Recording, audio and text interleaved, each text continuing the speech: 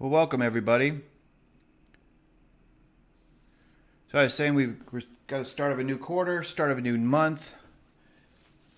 We're going to kind of go top to bottom on Bitcoin, get into some of our analytics and our outlook and forecast through the end of the year. And then we will, kind of start to dial into what expectations for October, expectations for the week, expectations for today, or what's left of today, and then give some insights into the microstructure of what has been occurring today in Bitcoin. So this will be a little different because we're going to focus and provide some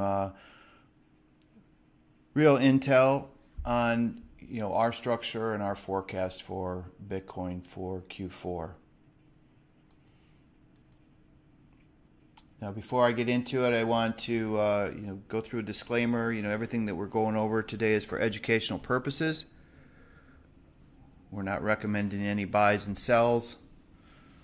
We are recommending that if you are trading, you're using risk capital. And by doing so, it's going to give you the best chance to succeed because it's going to reduce the emotional impact of your trading decisions.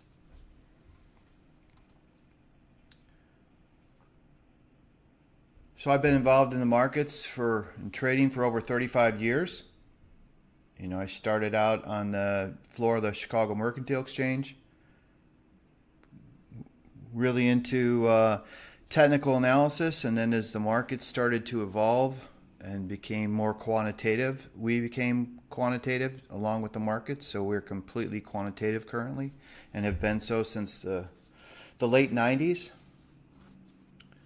Really after the crash of '87, things really started to change, and then when high frequency trading started out, we really decided to shift gears along with everybody else, and so focus everything on fact-based solutions.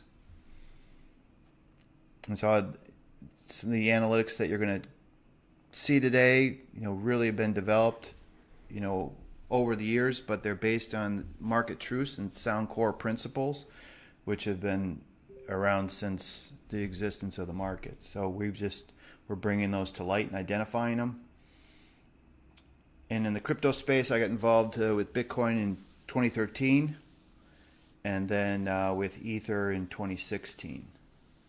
Big believer in the space, big believer in Web 3.0. And it's just so efficient. We're still early, still a lot to do, but it's kind of an inevitable direction. It's just a better way to do things.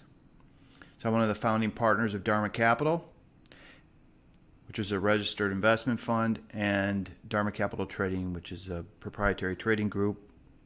And and some of the analytics that you're going to see here today are tools that we provide traders with. Big believer in empowering traders through self-realization, and data-driven models. So combining intuitive function with facts.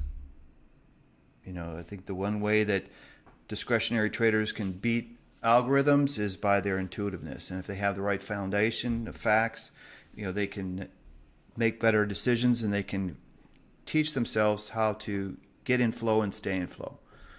When you're not thinking, you're just doing. And when you have the right fact foundation, it makes it a lot easier to do that. And that's what we offer. And some of the analytics that you're going to see and the methods that I'm going to go over today, analyzing Bitcoin, are based off of fact-based trading. Objective data instead of subjective emotions or opinions. Technical analysis has its place, but it's at the very end of the line in importance. And the main reason is just too subjective. And the next reason is that it's lagging. It doesn't allow you to anticipate. So sticking on order flow, what's happening in the moment, and then bigger time frame structures. And so we're going to show some of our tools but I'm going to get into some analyzing Bitcoin right now. We're going to do something a little different and just dive right into the market, see where we're at for the fourth quarter.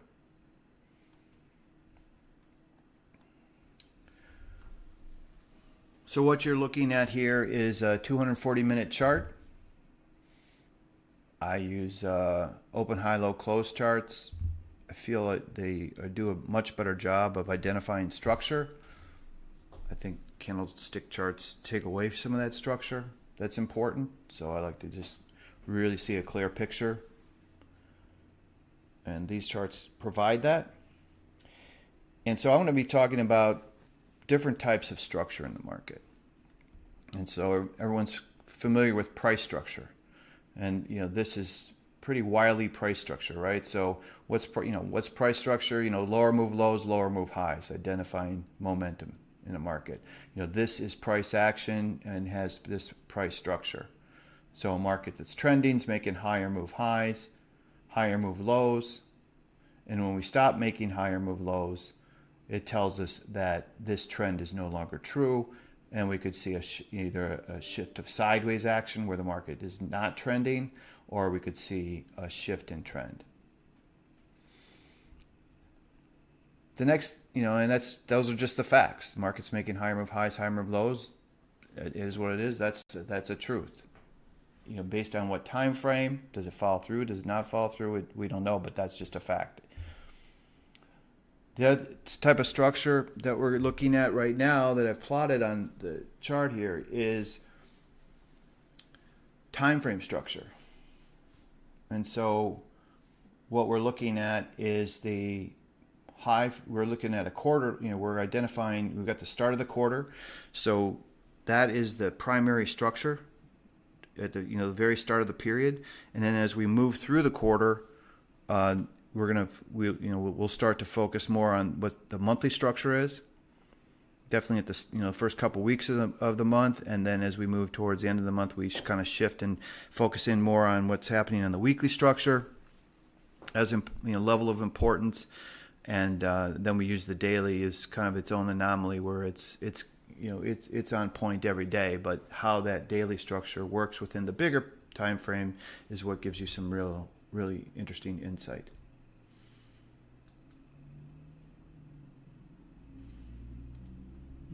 I'm going to add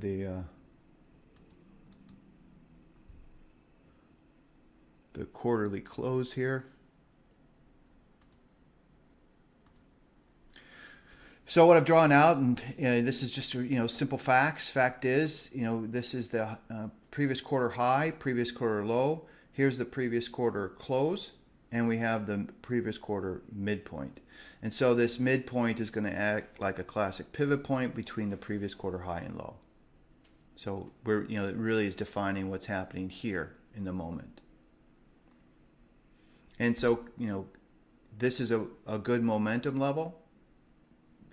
We base above here. The expectations we're going to make a play and challenge the previous quarter high. It's just normal.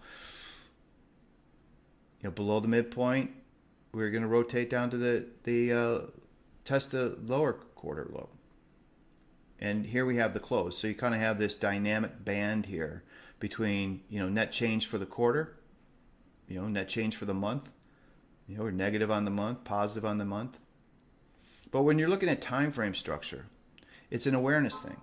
So if you're long the market, you need to be aware that, okay, I'm below the quarterly midpoint, but I am above the close. So I still have a net positive change for the month. If I'm long the market and I'm trading below the previous quarter low, there's you need to be aware of that. There's a little bit of an issue. If you're long the market and and the market's trading below the previous quarter low, or whatever time frame, previous day low, it's an issue, and you need to be aware of that. And you need to think about what kind of size you have on.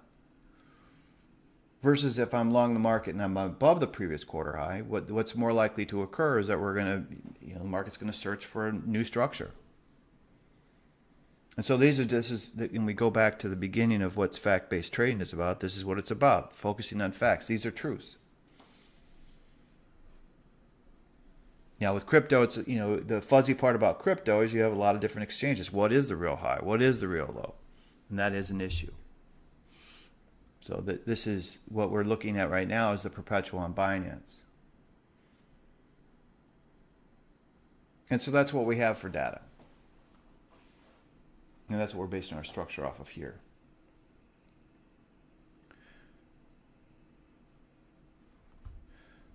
So the next thing I want to go into with you, and kind of the next level of structure we're going to talk about is market structure.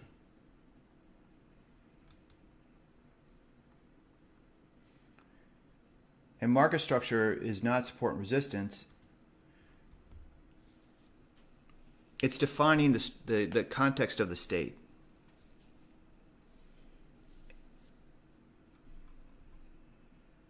So what the what instead of being a support or resistance number, it's going to give us some insight. So this is what we call our sentiment bias level.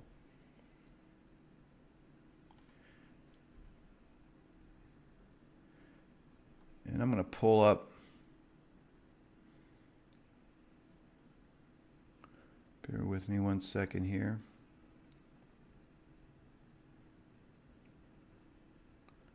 Just had this loaded up. I can't find it.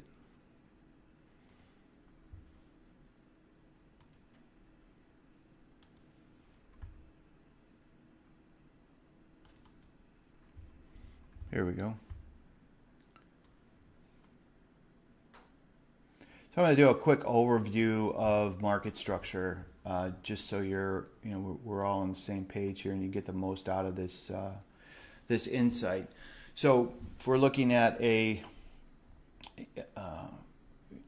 market structure is going to identify boundaries of where the market where there will be momentum shifts in the market. If we're the market, it's going to identify this market context is going to change at these price points. And based on the qualifiers of this market structure, that's going to give you additional insight. So instead of looking at a market with no structure, all of a sudden we get some definition to what might occur. And so this structure allows us to anticipate opportunity. On its most basic level,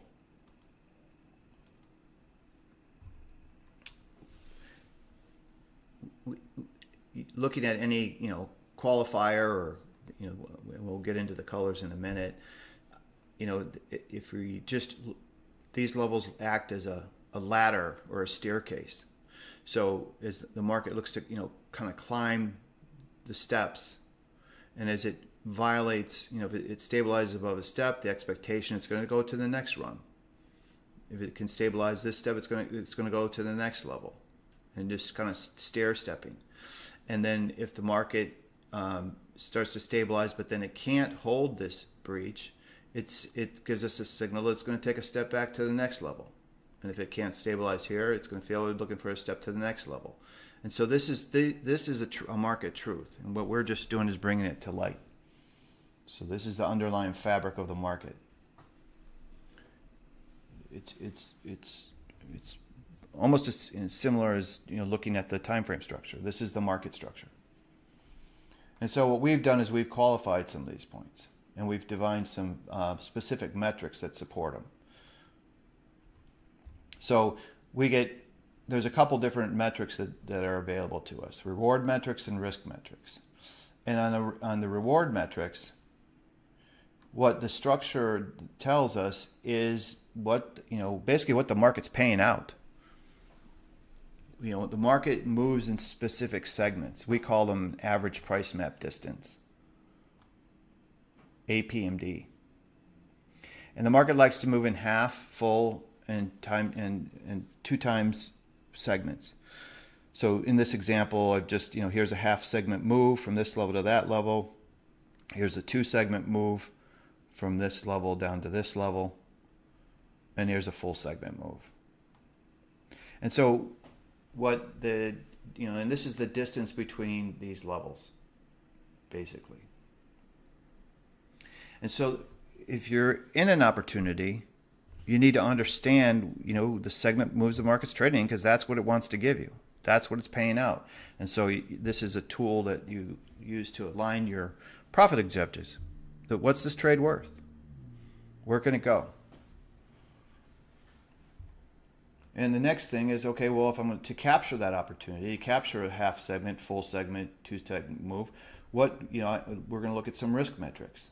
And so these are the boundaries that surround the level. So the levels are defined. This is the level. But then we have a couple metrics. We have what we call our variance and our alert distance. And so this helps to identify where the optimal entry areas are. If we're always looking to enter at a figure, we're going to miss a lot of good opportunities. Because we're going to catch all the ones where the market breaks through it. And so the variance is really the optimal area of entry. You could almost even think of it as like a slippage area. This is kind of like the meridians in your body around a inflection point. It's really, it's identifying the boundaries.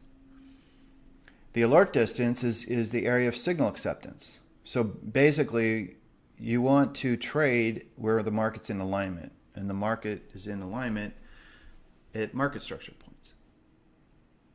This is where all the HFTs live, and this is where the big funds come in. Because the big funds come in where the alignment changes, where momentum shifts changes, where the context of the market changes. That's where the funds are going to want to participate. That's where the big money is. So this helps to define your risk. And then, and also it helps to validate if this level's true. If the market holds structure and it holds the level, if I have to risk this and I'm looking for a full APMD, that's a good risk reward. That's what we're looking to do. And so and just with that, you have a powerful tool. And then, to provide additional clarity, we identify the uniqueness of some of these price points. And there's really 3 main price points. One is what we call a sentiment bias. It's an over-under number. Most traders, definitely most fund traders, have a point for every time frame that they need to make a decision. From that point, the market's positive above it, it's negative below it. It is what it is. The closer you get to that point during that time frame, the more energy is going to be focused on it. The farther the market current price is away from that point, there's less energy. So it's a very important concept that, when you're at this inflection point, your risk is the lowest for the biggest opportunity. And so as a size management tool, whenever there's an opportunity to trade at sentiment, you need to trade bigger. You need to force yourself to trade bigger. You have to align your size management with when opportunities are more likely to occur or when risk is the best. And so that's the main price point, the inflection point for every time frame. The next thing is what we call our critical range. So and we define the R level in green, so it jumps out at you. So in this situation, as the market is below this price, we're negative. So what our understanding is that this rally is corrective. So then if we get sell signals in front of this figure, those are more valuable than buy signals, because buy signals are going to run into sentiment. If the market, we're not hoping the market's going to transition through it. We're respecting the structure. If the market takes out that structure and goes through the alert distance, now all of a sudden we've got a sentiment shift, and now we're buying breaks and we're rolling positive. But this gives us insight that this is a corrective rally, and sell signals are more valuable. And then the expectation of where can it go? Well, this is the biggest number for the time frame. We would anticipate a 2 APMD move. And so that's basically that's what this example shows. It shows a 2 APMD move. And this also is identifying what we call our critical range. and defined by the red and the blue here. And so this is the major, you could, for better, lack of a better term, support structure.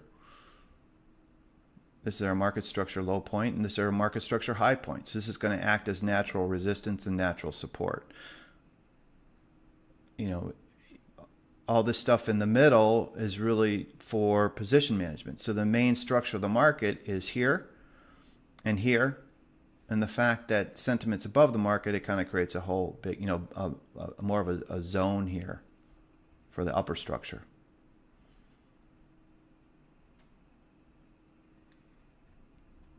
And then the yellow line is what we call our directional, and that's really just a classic pivot point. The market's above this price point, it's leaning for a challenge to the upside pivot, the UP.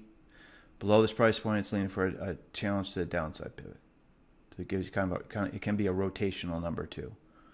And then we have some minor levels within this structure to give us some guidance on position management. They validate this signal here, validates the market wants to continue to go down. Validates continues to want to go down. And it also is a validation of a break in momentum. So in this situation, the market's stair-stepping, it can't hold it here, and this was a validation to set up going nowhere, but it's also the end of the trade period. So that's a you know, kind of a quick overview. I'll drop this into the Discord later, so you guys can go through and read through it. But just as a general sense, we're identifying market structure.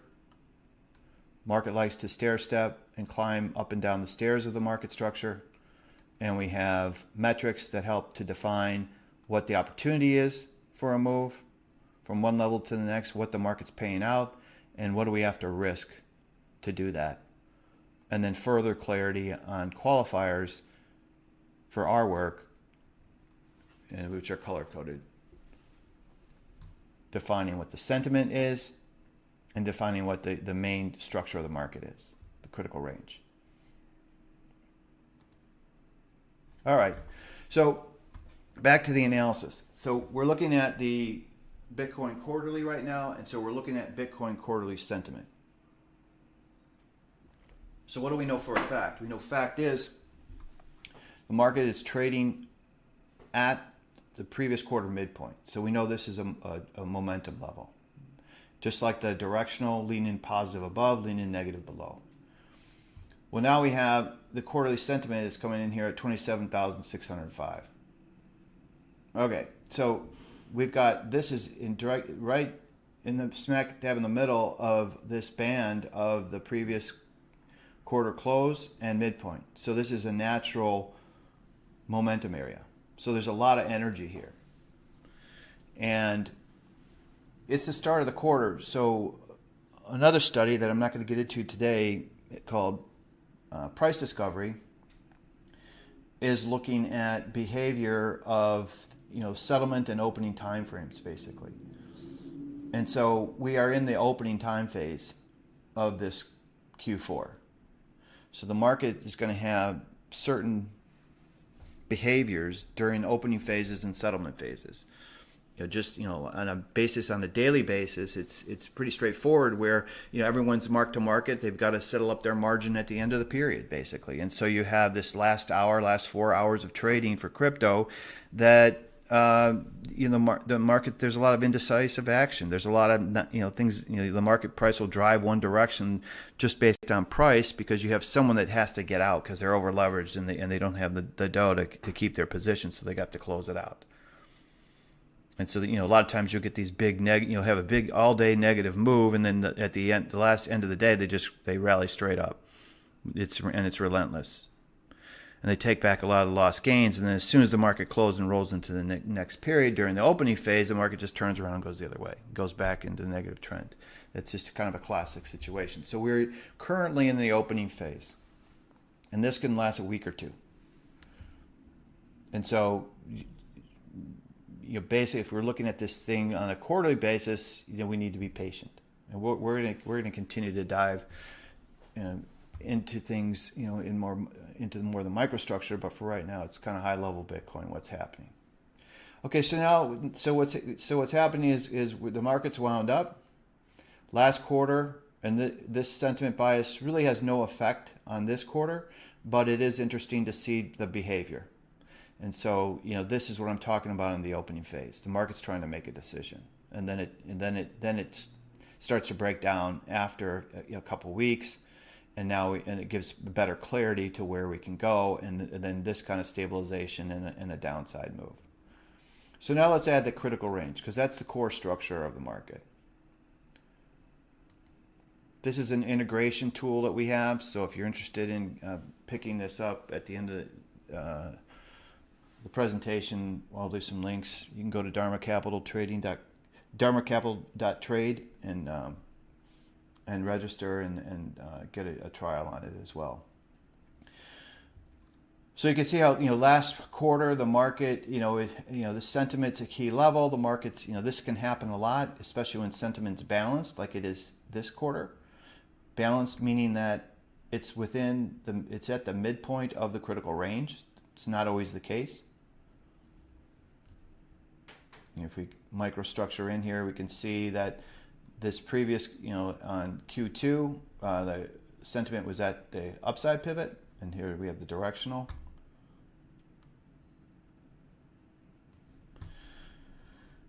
So this has given us some guidance and some insight. So last quarter, what did we do? We had, basically it took the whole quarter to achieve a full APMD, and it really came off this one event. Volatility has been difficult this year, for sure. But for the quarter, again, this is telling us what's the market trading. It's trading in half and full segment moves. So a full segment move from this area, so this digestive area that we're in currently, and basically if we start trading above the 28,100, which is the quarter midpoint, or we start trading below 27,000 basically, and we hold structure, either positive structure or negative structure after we get a breach. So we get a failure here and we hold the negative structure, or we continue to work this positive structure here, and then we're working positive structure above here. What's the expectation? The expectation is the market's going to go up to 32,800 by the end of the year.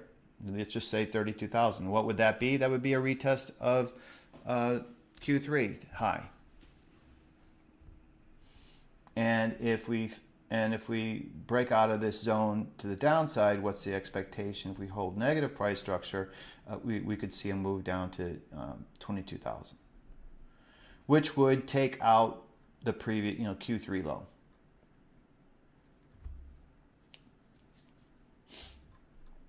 I'm going to add the minor structure here.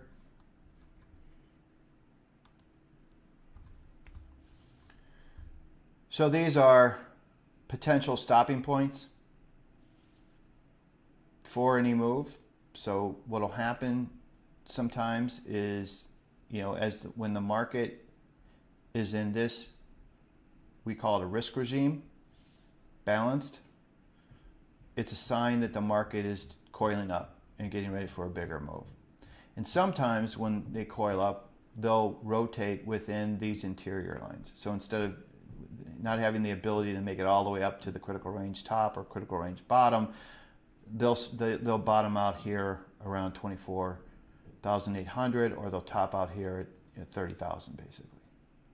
So that's something to consider. So this is what I talked about before. These are more validation points, where if the market is going to stall out, it's going to stall out here. If it's going to stall out, it's going to stall out here. And if we could break structure here, and this is what we like to look for, is alignment with these facts. So the fact is, third quarter low is here. Fact is, that's the negative variance of this figure. And so, if you're an options trader, you can use these as your strike points. So these are kind of currently your extremes here. Typically, if the market is going to have a major trend move, if you're going to do this on a big scale level, it's just going to continue to go, it'll do it from sentiment. It'll do it from the directional area, and it'll just go. And so if we see a move that just starts to scale this way and it's not breaking structure, that's a tell that you need to hedge those deltas. These linear, that's how linear moves start. Same on the downside, but right now the market hasn't given us that decision.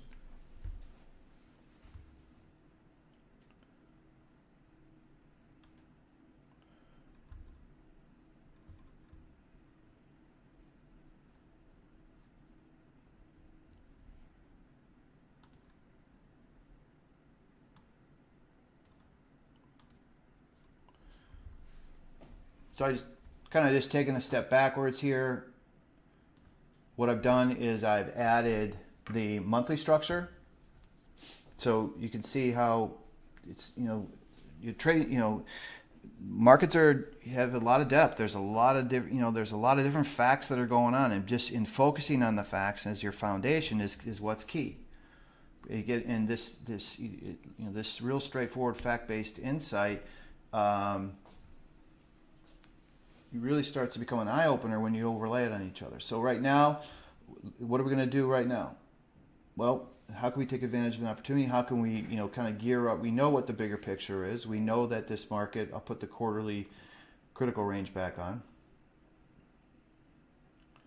I'm going to remove this past period, and we're just going to focus on what's happening in the current period.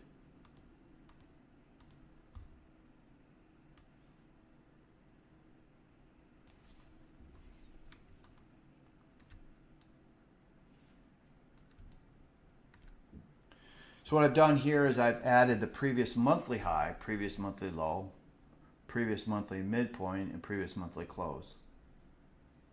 And so here we can see that, we have an additional bias here right at the 27,600 area, which is basically the quarterly figure sentiment bias. Because it's a previous monthly high point. And so what happened is, right off the get-go, and let's throw the monthly sentiment bias on here, which is below the market.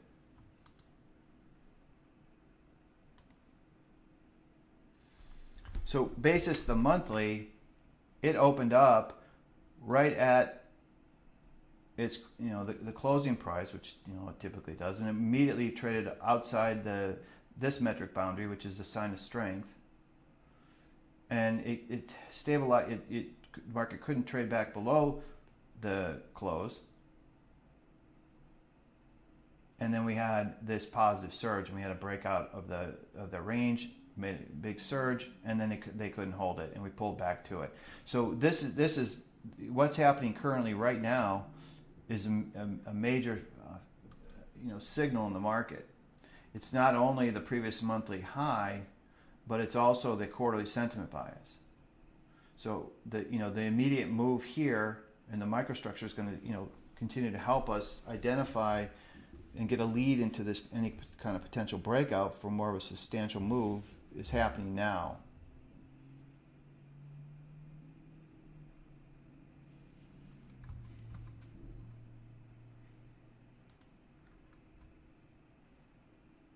I'm going to keep rolling through this, and if people have any questions, feel free to post them, or you can email me directly. So now, if we take a look at the since we're at the start of the quarter, the quarterly is going to dominate for the long-term foundation. And so we can, basically start to, what I'm going to do next is I'm going to add in here what's happening on the week. And so, just as you have the, opening and settlement phase times that provide specific context, so do the days of the week. If you think about it, every week is a unique, factor, and what's settlement is Saturdays, and Sundays are open. And then we start the price discovery basically on Mondays, which is pretty classic because that's when everyone, most people are taking off the weekend and they're coming in on Mondays, and that's when the markets are making decision. And so we're on Wednesday right now. So what's been happening on the weekly basis? So what I'm going to do now is I'm going to go into a shorter time frame.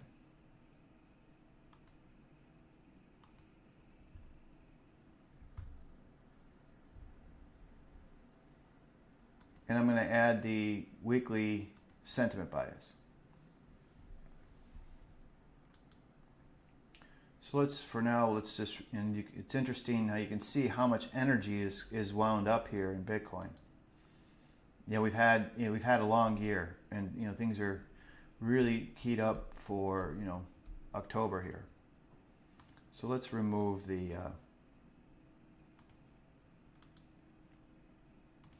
this stuff and let's just take a look at what's happened this week, being Wednesday. And again, you can see the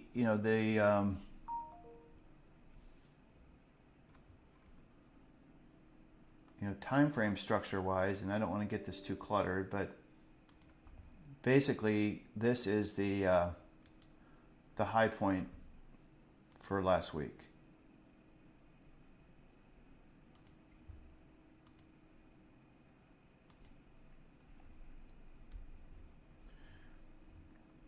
Which is, so we're in a very interesting spot at the moment where the market is trying to maintain a trade above the monthly high and the weekly high.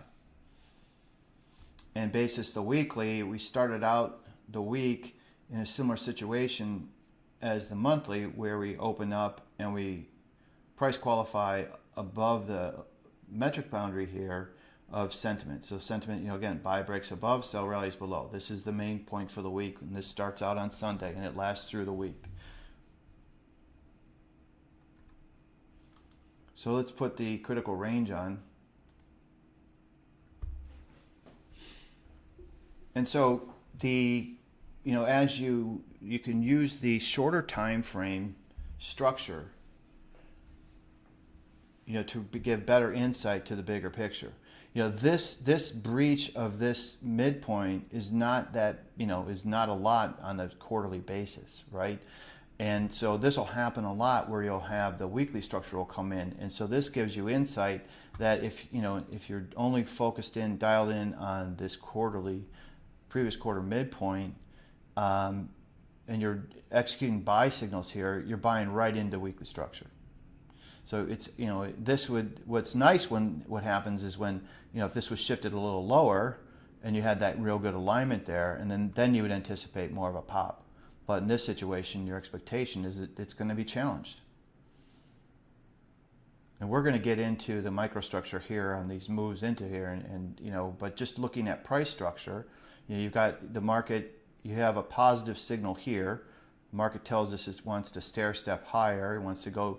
It's trading in 1 APMD segments, and it gives us a 1 APMD move, and then we're following price action within market structure, and we see the market's making higher lows, higher highs. After the market makes this high here, this becomes our first structure break, and this is our second structure break. So right off of this figure, the market breaks the first structure, which is a signal that this aggressive positive momentum is going to slow down. But it also is a breach of this metric boundary. And then when we get a retest here and we get a failure here, this is a tell that there's this rally's in trouble. Again, this is facts. It's not it's not a lot of subjectivity here. It's just this is what it is. And so at this point it validates it. And then we get a pullback to our previous quarter midpoint. And now we're looking at this negative structure. And what's the expectation? The market's going to come back down here. It's going to stair step down to this level. But it's also coming into previous week high, previous month high, and into the markets, trying to make a decision here. Are we going to can I stabilize here? So let's put on the interior critical range. And this is, again, this is the same guidelines. Now we're climbing the ladder down. We're climbing the stairs down. And this gives us clarity to,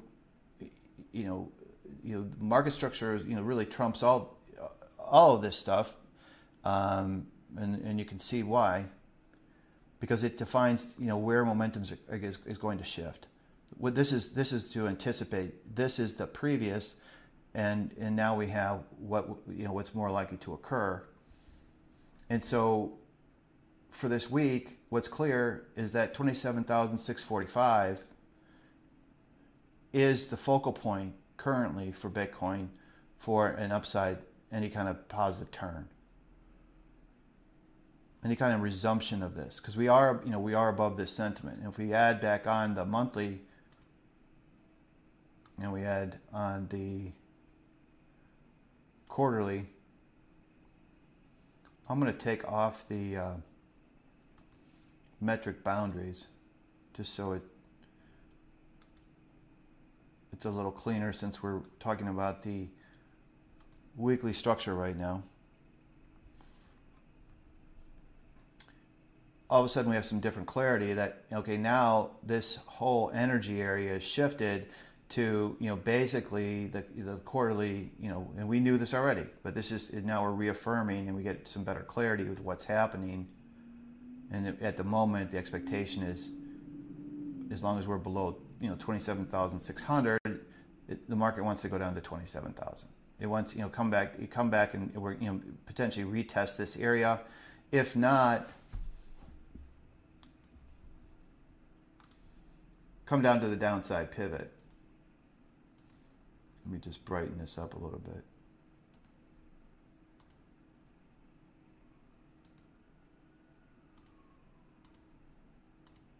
Come down to this 25,441 DP on the weekly basis. So, what's the market doing? Sentiment's balanced on the basis of the weekly. It tested the top of the critical range. If it starts to stair step lower, the market didn't scale. So typically when the market's wound up, and again, as you go deeper and deeper down the hole, and you get more insight to, what the structure bias is and what the behavior is when the market's in a certain structure bias. One of the tells of a market that's balanced and is potentially a breakout, and a breakout starts out like this, but it just keeps going. And when it doesn't keep going, it tells you something. It's not going to keep going. And it tells us we're either going sideways, or we're going to test the range of the critical range extremes. So we tested it here. If we keep stair-stepping lower and hold this negative structure, where can we go? We can go here. So this gives, again, if you're talking about options trading, we're identifying these two different strikes. Because if the market is going to consolidate, it's going to consolidate within these strikes. All right, so let's just keep pushing through here. What's happening now? How can we take advantage of this? How can we jump on this train? This is a dangerous trade, though, right? Because we still have this a lot of sentiment below the market here. So even if we do test into it, you could have a knee-jerk reaction. But absolutely above 27,600, there's going to be something to do on the upside. So let's take off the.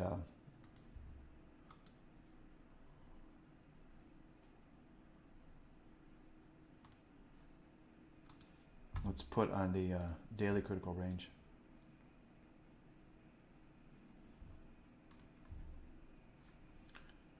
And let's go into a shorter time frame.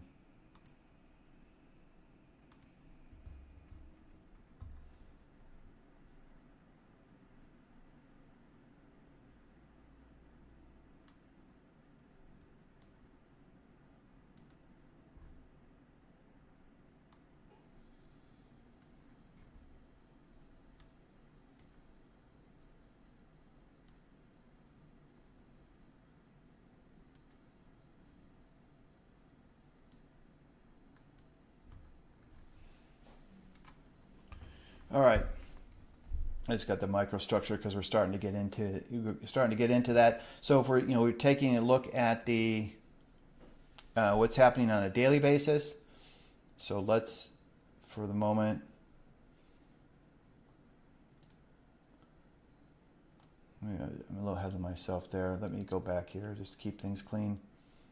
And let's remove the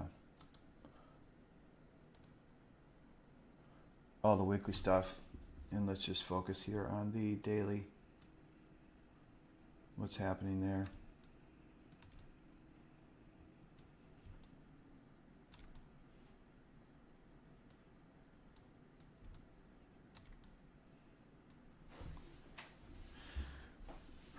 So daily we had some rotational action. Let's put the minor structure up here. So this is what I was talking about before. You know, sentiment for the daily is down here at the DP. So it's not balanced, but we still are having this, what I call a critical range rotational theme, where the market stabilizes off the lower interior critical range.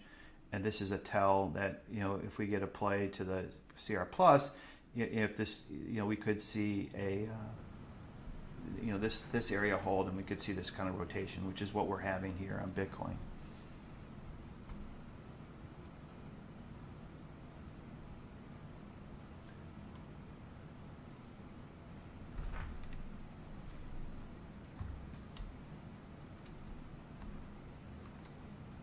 Let me add our other tool. Keep ripping through this.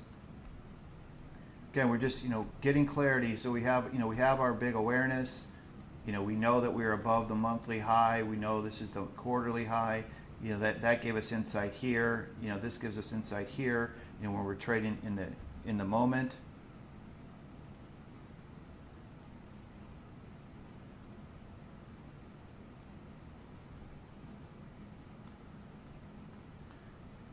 This is our playbook application. So all these tiles are a market color grid. It helps to identify quickly different types of context. You know, if the market is in a bear trend acceleration context, is it in a bear trend correction context? Are we in Bitcoin? We're in a bull trend context. And so this, you know, this application, you know, one defines the context. What are the nuances of it? What are the, you know, attributes of momentum, volatility, bias? What is it? You know, how does the market perform optimally?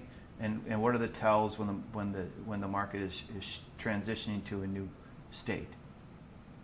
And that's what the structure is telling us that we went over with the sentiment bias and the critical range. They are basically, this is what market structure is.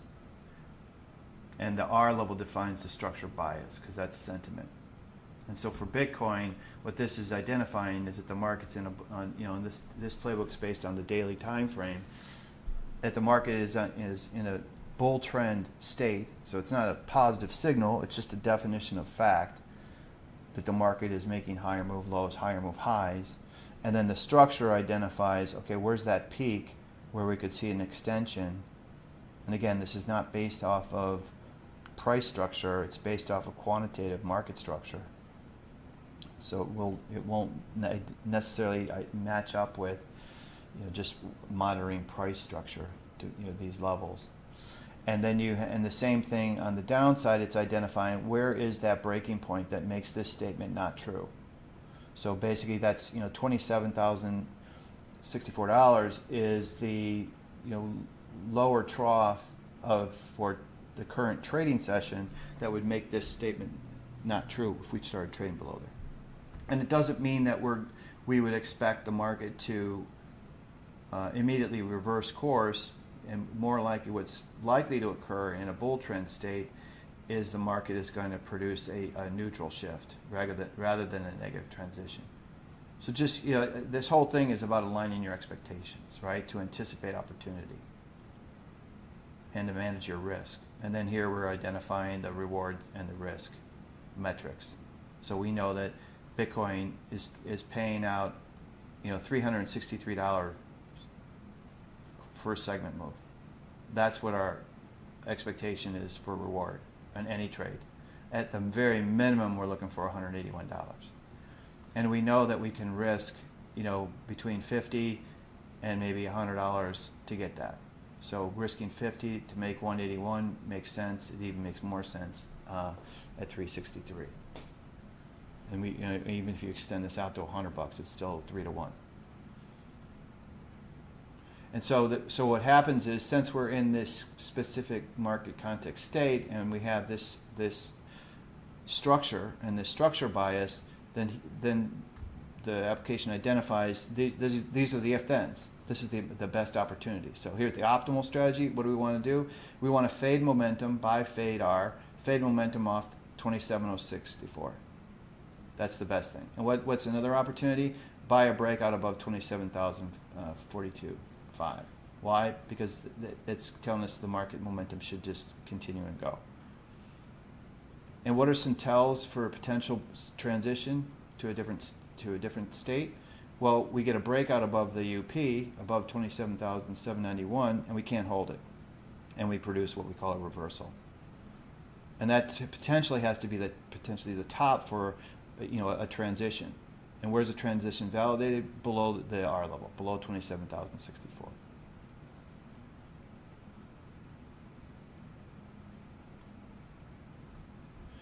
So what happened today is the market tried to make a play for the downside pivot, and it couldn't, right? Buy breaks above the R, sell rallies below the R. So we have a break to buy, but it couldn't get there. And then the market starts to transition, and we get a signal that the market is going to, the bull trend may engage. And it doesn't. It gives us a half APMD move, and it stalls out. The market couldn't make it up to the upside pivot. The market breaks structure here. This is a sign of digestion.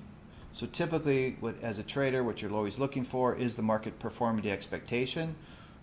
Well, it's against the trend. It's trying to work positive structure. It breaks structure here. It validates a break in structure here. So this is telling us this optimal theme is not true. So now the market's either in a hedge theme or it's in a non-event theme. And currently we're in more of a non-event theme, which is basically sideways. If the market trades below the downside pivot, that would validate that we're in a big transition. But the market can break all the way down to here and bounce still, or rally all the way up to here and fade. But our expectation is, if we do get a surge, a big rally today, or a rally up to 27,791, it's not going to follow through, based on what the price action within market structure. And if we do get a breakdown to 27,064 in the next 10, 30 minutes, the expectation through the rest of the session, we're going to get a bounce. It's not going to follow through.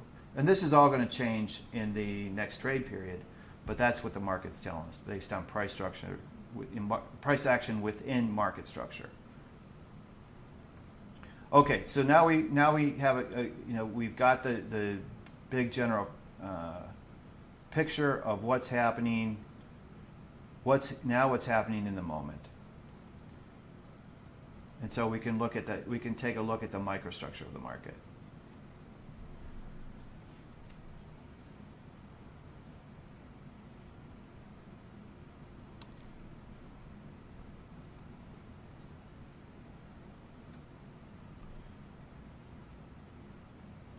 So let's dial this in a little tighter on the bar period so we can compare notes here. So this action is this action. Okay? So we have this move.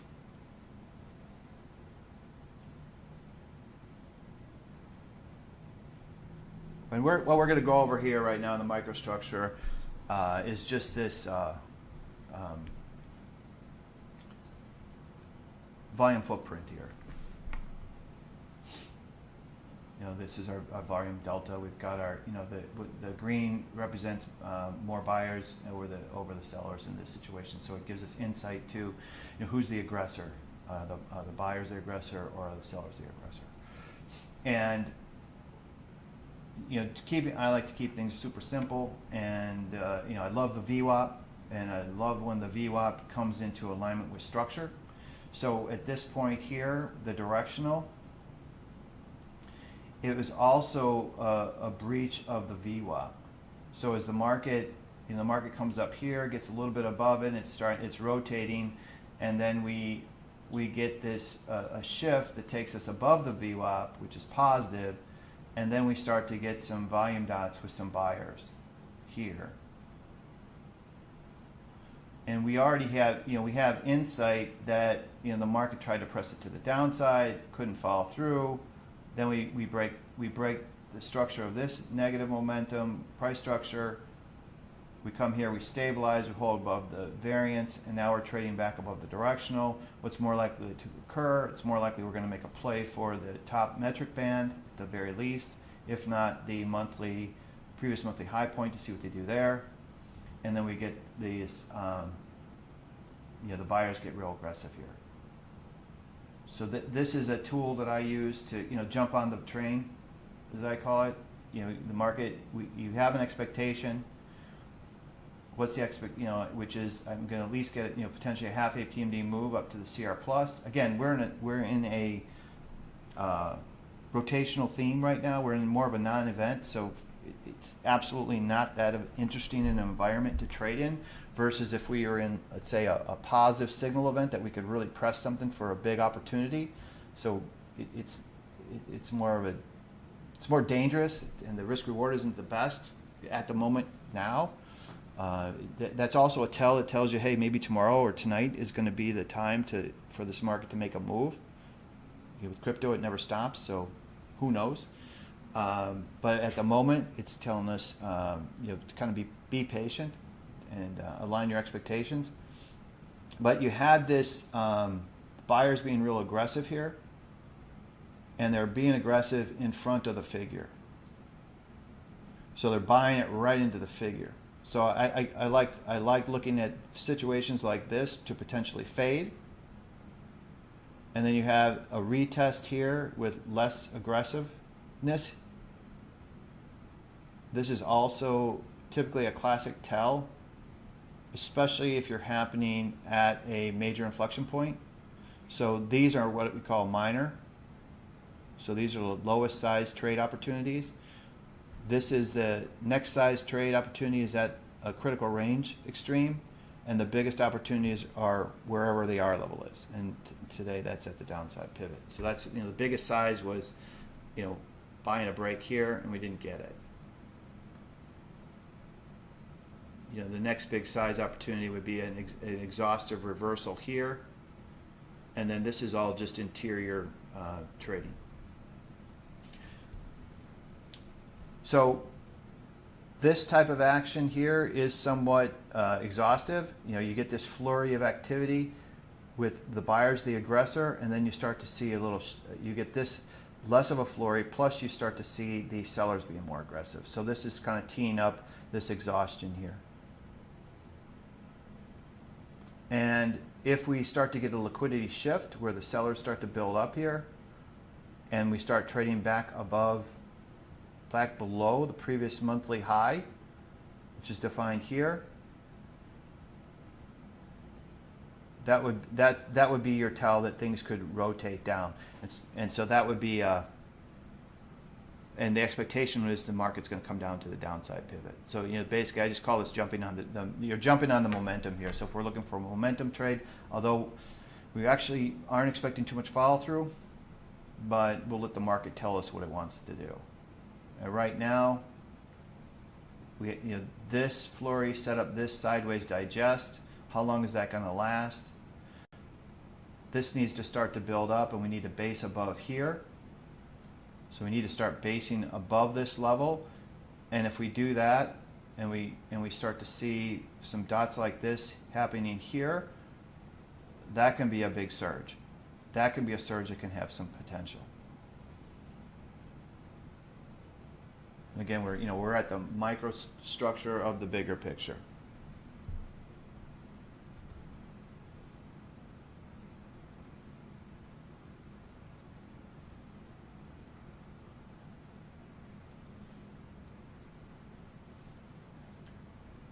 So this is our playbook. This is the price map overlay. which is on, integrated into different charting and into the Bookmap heat map.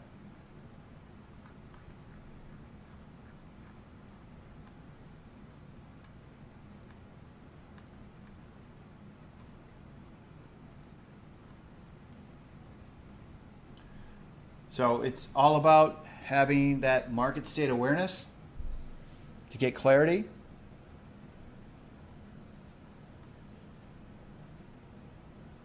When we're talking about fact focus, absolutely, you start with the fundamentals, what's happening, and then on your, and the decision matrix, it's, we're identifying, what those state characteristics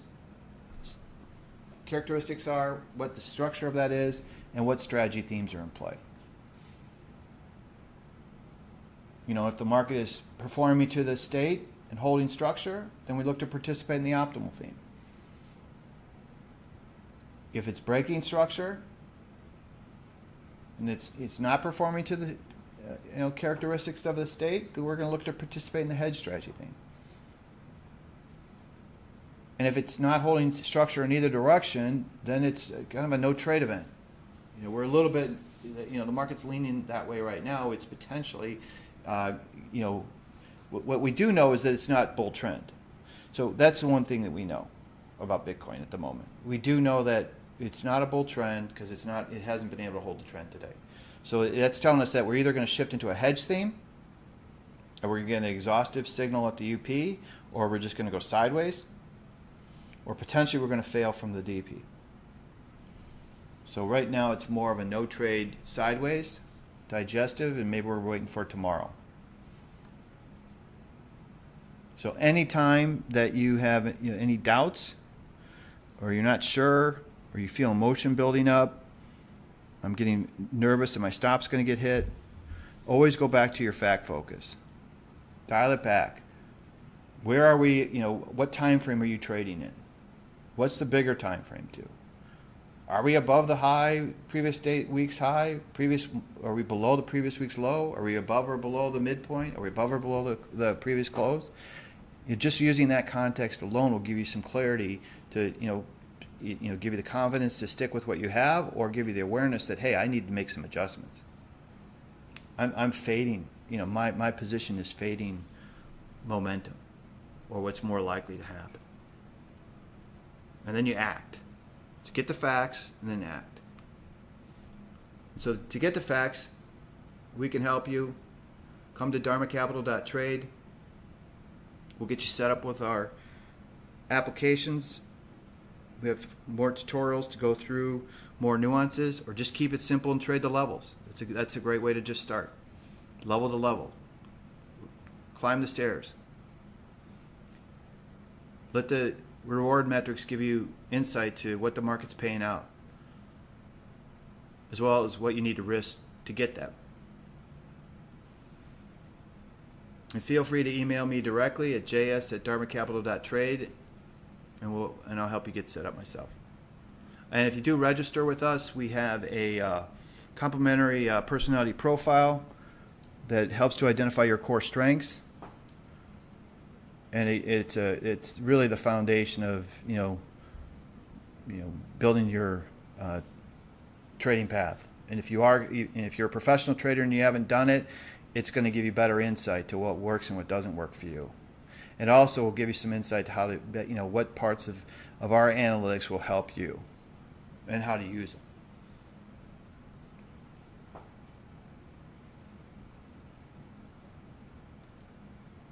Well, thank you for your time today. I look forward to speaking with you guys. Enjoy your day. Cheers.